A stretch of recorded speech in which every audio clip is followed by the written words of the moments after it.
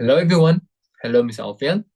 And today, me, Satwika Kanino Dana, and my team, which is consisted of Abin, Ken, and Rakai, are going to dive into a classic problem in operating systems, which is the too much milk problem. It's a simple yet powerful way to understand one of the core challenges in computer system synchronization. Now, imagine you have multiple threads in a system that need to share resources. If they don't coordinate well, things can go wrong, like both buying milk when only one is needed. This is not only waste resources, but also makes our system inefficient. Our goal today is to understand why this happens and how we can solve it effectively.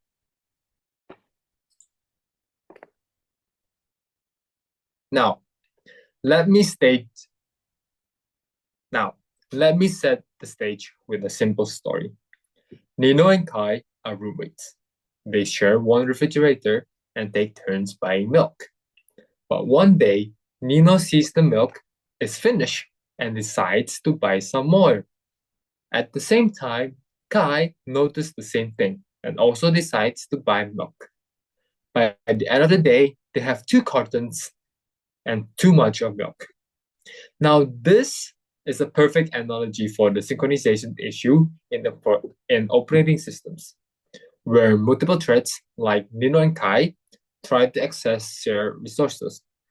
The key question is, how do we prevent both from acting simultaneously?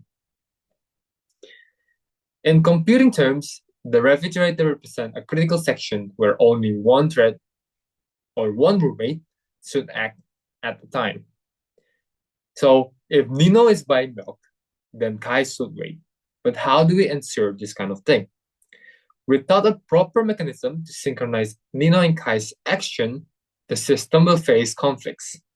Now to address this, we explore solutions that allow threads to coordinate effectively while maintaining system efficiency. Here, our first next solution is a straightforward check. If no milk, buy milk. This code seems logical. If there's no milk, then buy milk. But what happens if Nino and Kai both check no milk at the same time? Here's the problem. Both see the fridge is empty and decided to act buying milk simultaneously. This results in the very issue we wanted to avoid, which is too much milk. Clearly, this approach is flawed because there's no guarantee that only one thread will enter the critical section at a time. To address this, we introduced an improvement called busy waiting. The idea is simple. Instead of letting Nino and Kai act simultaneously, we make one wait while the other checks and acts. Now here's the code. While thread B wants to buy milk, it waits until thread B is done. Then if no milk, then buy milk. Or if we add in the characters of Nino and Kai, now in this solution, Nino's first check if Kai wants to buy milk. If Kai is busy, then Nino waits in a loop. Now, once Kai finishes or is idle, Nino proceeds to check the fridge and buy milk if necessary. At first glance, this seems like it solves the problem. But here's the catch. Busy waiting is highly inefficient. Why? First, while Nino is waiting, she keeps checking repeatedly, consuming CPU cycles for no productive work. Second of all, this behavior is called busy waiting and leads to resources wastage. Now, imagine you are constantly refreshing a web page, hoping for it to load faster. The essential what busy waiting does in the context of threads burns resources without achieving anything. So while busy waiting prevents both threads from acting at the same time, it's not an optional solution. But next, we'll look at a better approach to solve this problem efficiently.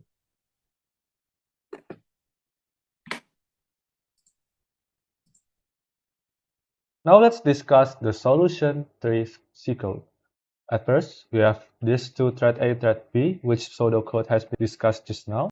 And then let's now see the code. This is the code. How do I make this as First, we include all the needed libraries, like the pthread for the threads, and also the stdatomic.h. This is for the atomic instructions that we will use. And then we define the number of threads, which is 2, and number of iterations, which is 1 million, because we want to try 1 million iterations to ensure that there is no deadlock and all the code is working all the time, okay? And then we define the milk node A, node B, and thread that bound milk, which can be accessed by both of the threads that we will define later at this function. And this is the main function of our code. We first create the threads first. We use integer I for the iterations, and the total milk bound. We will count all the total milk done, which is supposed to be equals to the number of iterations, 1 million. And not like we usually do at class, that we define the int main as the first thread. No, we use the main function to use it for a loop here inside it, so we can iterate to 1 million times with number of iterations is 1 million. At every iteration, first we need to define all into 0 to reset it, and thread that bound milk we make it -1, and then we create both threads, and then we will pthread join over here,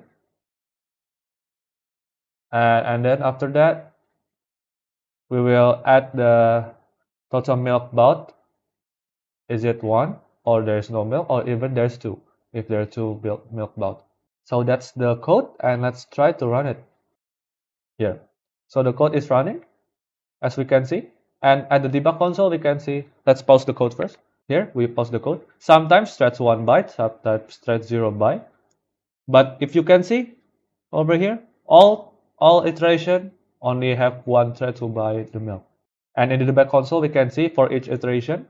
Over here we can see that the two threads has been called and then exited at the end. But sometimes if we can see above here, exactly above here, we can see that only one thread is created and then there's no context switching happen, but the thread has finished the whole function. So it resulting only one thread created and one thread exit. But it is just the same.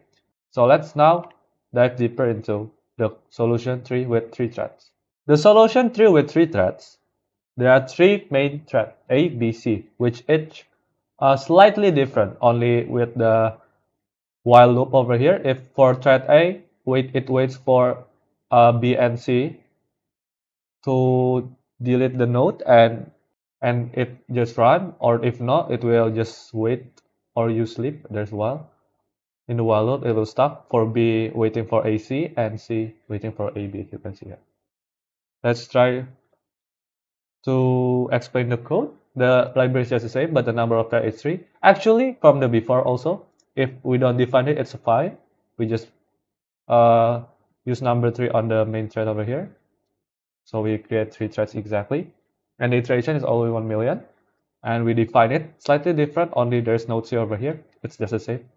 And the function is over here defined. And let's go to the main function, which function is, as the code before, is just the same for the for loop iteration to be here. And first we reset all of it, and let's try to run this code. Okay, as you can see, the iteration is done and the debug console is also working. Now let's pause over here. Let's go. Let's see. It is working as normal for 3 threads, sometimes 1, sometimes 0. And let's see if we can find 2. Oh, here, thread 2 sometimes also buy the milk. But as we can see, the iteration is all different, meaning only one thread buy milk on a time. And here is the same. There's sometimes 3 threads created, sometimes 2, and sometimes maybe 1.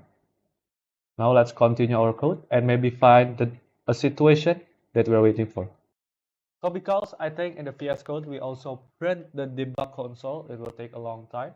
So we are rather using the command prompt just to run this. Now let's just wait for a deadlock to come. What happened is there's a deadlock here. This happened. what is first a deadlock? A deadlock is a condition where two threads are waiting for each other, so it makes a deadlock. So this is a normal condition. If only one thread that put the node on the fridge, that way we will make these two wait and it's just buy a milk and return to the fridge to pick up the node and just one by one. It's the same with this and this condition. These three conditions are the same. And what happens if at least there is two threads put a node there is simultaneously maybe happen because of a context switch or maybe something other than that because it's not atomic but not I think this situation is not possible because we're using atomic operations. But what happened here is if let's say these two threads put a node over here simultaneously. So this thread C will wait for thread B over here, and thread B will wait for thread C because the condition, if we see the condition over here, thread B is will wait for thread A or thread B or thread C. If on the thread B will wait for thread A, thread C. We can see that, okay? So what will happen is it will change, it will wait for each other. And why atomic operations do not solve this? Because no, it's because atomic operation only ensure thread 70 on individual variables, or it only save the atomic load and store, so it must happen a race condition between two threads if doing context switching. So that's the point of atomic operations, and it will not solve the deadlock because it's only just a circular loop that will not be interfered by any atomic operation, will not be solved. Hello, my name is Bama Bina Pinakasakti, and I'm here to continue on to solve the solution number 3 with 3 threads. Now, before we have deadlocks in our program, and here is an algorithm that we chose that can solve it. So, which is Lamport's bakery algorithm.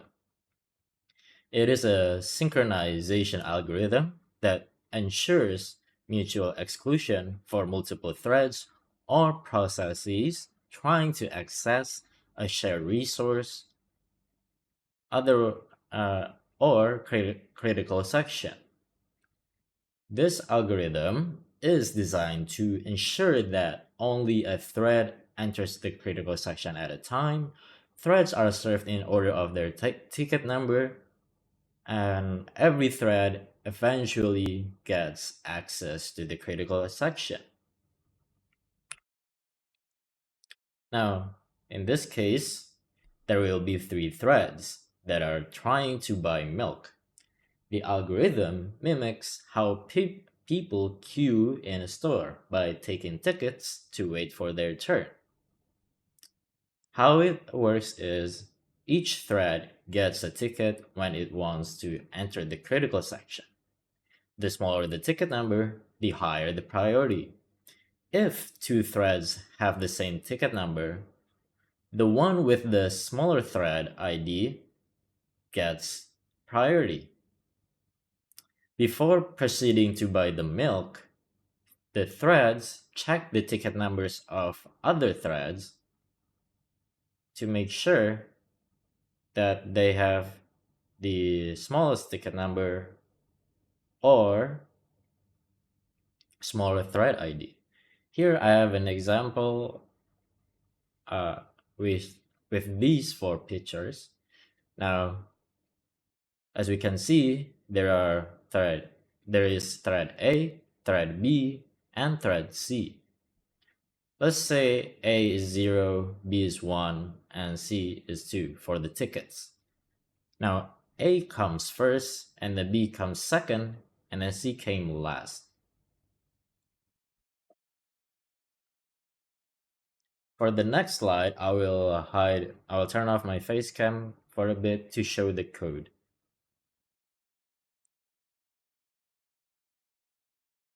Now, this is the code. Basically, it gets the ticket and then check other thread's ticket, buy the milk, reset the ticket, and then reset the ticket of the buyer, and then reset the milk after the last thread, then it prints out which thread buys the milk.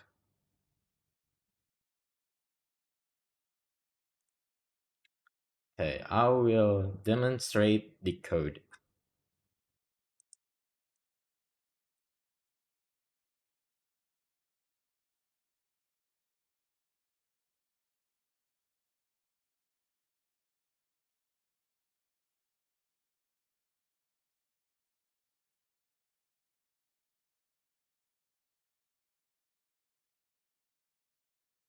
As we can see, it successfully reached or completed 1 million iterations with no deadlocks. And as you can see, you might be thinking that, whoa, oh, it only has thread 0. Well, I'm about to demonstrate another code that only prints when another thread, such as 1 or 2, bought the milk.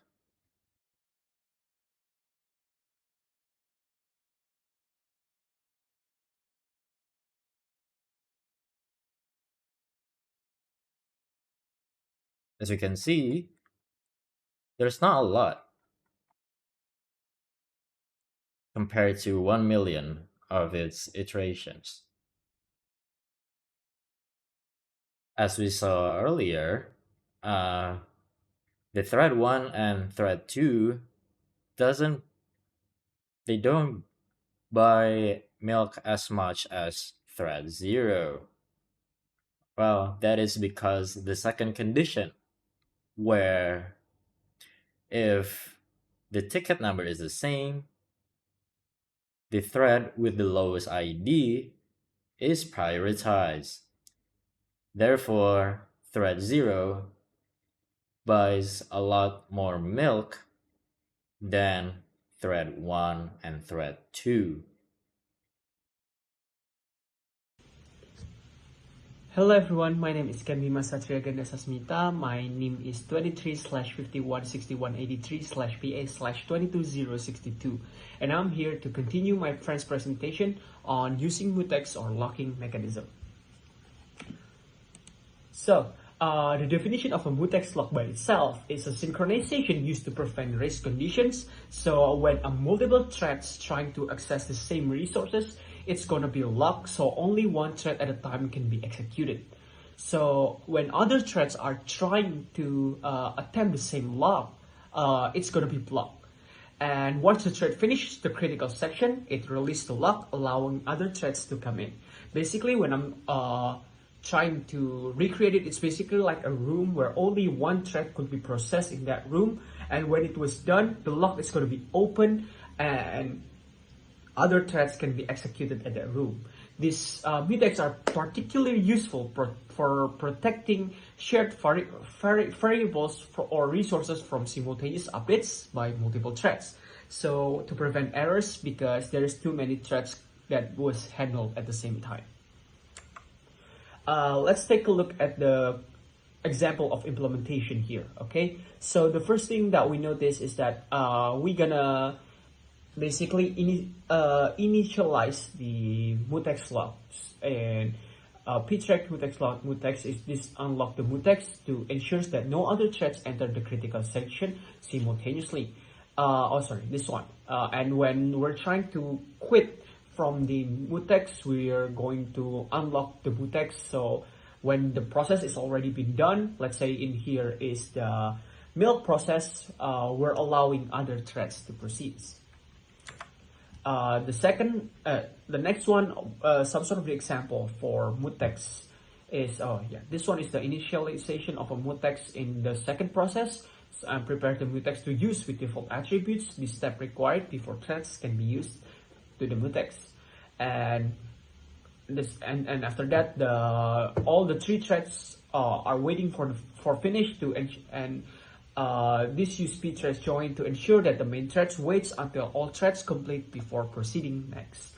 And then when it's already been processed until it's done, we're gonna destroy the mutex because it frees resources associated. So This thing is necessary to avoid memory or resources leaks. So why are we exactly using this mutex? So the output is that for each iteration, log switch thread bought the milk, and at the end displays total milk bought at the time taken. Maybe I don't show the code for timing counting, but I'm sure it's in source code, and the correctness it ensures that the milk is bought exactly only once per iteration. It avoids the race condition where there's too much things to be handled, and tracks the responsible thread, validating the thread synchronization. Okay, that's all from me.